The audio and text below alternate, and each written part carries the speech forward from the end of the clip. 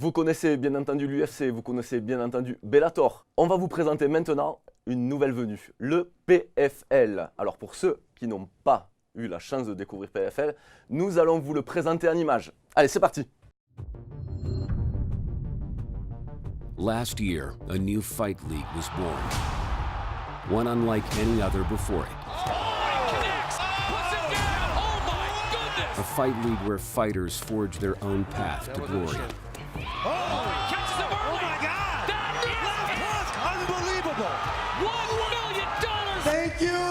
Waouh, et ben on peut dire que c'est très impressionnant. Je vais me tourner maintenant vers Gaël Grimaud, le consultant de MMA TV en ce qui concerne PFL. Alors je vais vous poser une question simple parce que je suis peut-être quelqu'un de très simple, mais on va le faire comme ça. Qu'est-ce que c'est le PFL?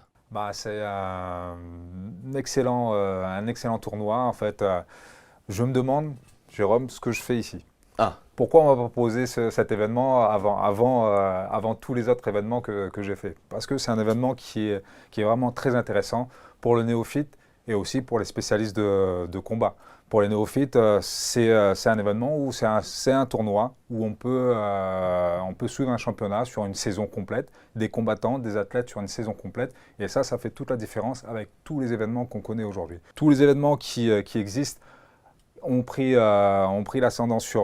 l'exemple sur l'UFC, où on prenait un combattant dans chaque pays et on ne savait pas ce que devenait le combattant ensuite et on le revoyait l'année suivante ou sur des combats suivants. Aujourd'hui, le PFL a son vivier de combattants, des combattants qui vont combattre en éliminatoire direct et ensuite vont partir sur un championnat, sur une soirée pour avoir un lot qui vaut le coup, de se sacrifier sur ces combats. Donc c'est $1 million. Alors qu'est-ce que je fais là? Et je sais pas, mais moi aussi je vais peut-être me lancer au MMA, c'est peut-être le moment. Alors moi je vois trois axes qui est intéressant pour cet événement. C'est l'axe pour les spectateurs. C'est-à-dire qu'on peut suivre des athlètes, on peut suivre des combattants, on peut suivre les statistiques.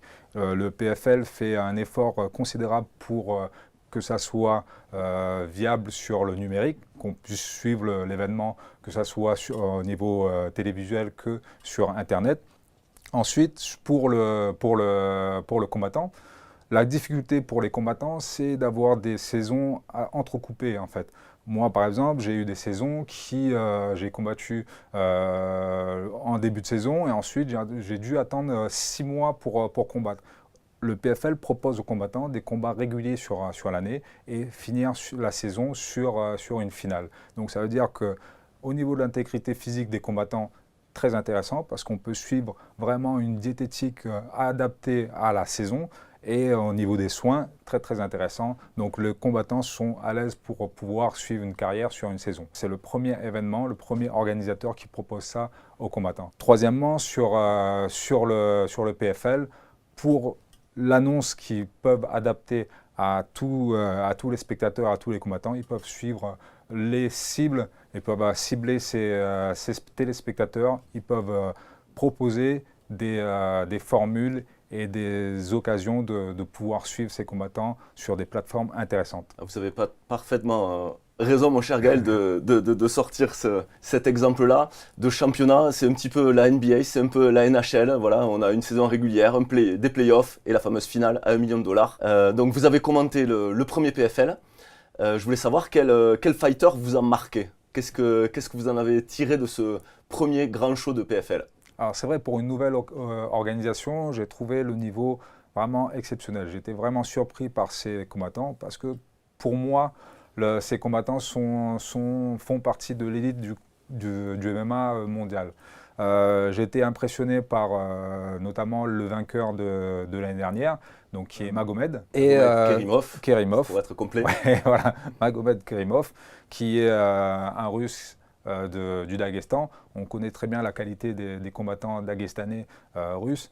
Donc, qui a montré sa supériorité sur la catégorie. Et aujourd'hui, un combattant qui m'a beaucoup interpellé, c'est le combattant Cooper 3, qui est un combattant hawaïen, qui a vraiment un charisme impressionnant, qui qui est l'un des combattants le plus serein en dehors de la cage et qui change de facette dans la cage. Donc c'est le genre de combattant qui inspire mon respect, parce qu'on a deux facettes, le combattant en cage et la personne qui est en dehors de la cage. Et je pense que vous gardez le meilleur pour la fin, la personne de Harrison, la double médaillée olympique de judo, donc en 2012 excusez-moi, et en 2016. Quelle impression elle vous a fait, Harrison? Alors, en tant qu'ancien judoka, toujours judoka, pour moi c'est une suite logique. Cette demoiselle, Harrison, a gagné pratiquement tout ce qu'il fallait gagner dans sa discipline. Elle est double champion olympique, champion du monde, double champion panaméricain. Elle a fait tous les médailles qu'il fallait faire dans sa discipline. Et maintenant, il faut qu'elle passe un cap. Donc aujourd'hui, elle va prouver, elle va essayer de montrer qu'elle est la meilleure athlète de sport de combat au monde. Donc c'est un enjeu considérable. Et pour quelqu'un qui a tout gagné, qui a tout prouvé, maintenant, c'est un défi supplémentaire. Ah, c'est sûr que le PFL mise beaucoup sur Harrison.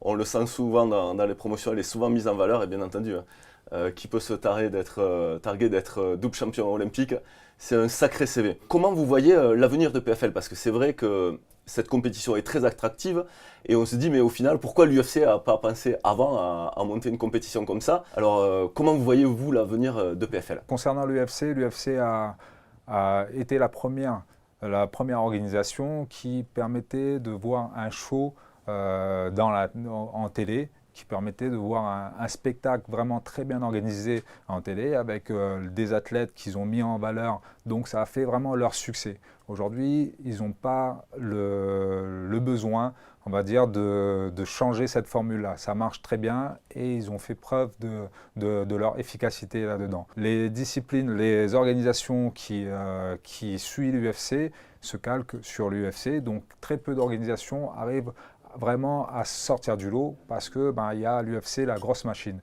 Le PFL s'est donné comme objectif de changer la facette du MMA en termes télévision, en termes pay-per-view, en proposant une formule championnat. Comme dans tous les sports, leur enjeu maintenant, c'est d'aller chercher la première place. Donc c'est une différence considérable pour ce championnat. C'est-à-dire que tous les combattants vont essayer de gagner des points pour aller chercher la première place, le $1 million. Effectivement, c'est un gros objectif. Merci Gaël pour votre expertise. Et on rappelle bien entendu que PFL est disponible sur la plateforme MMA TV. Et en parlant de PFL, on va pouvoir enchaîner sur notre interview spéciale de cette émission, l'interview du combattant de PFL, Ilyes Giroun.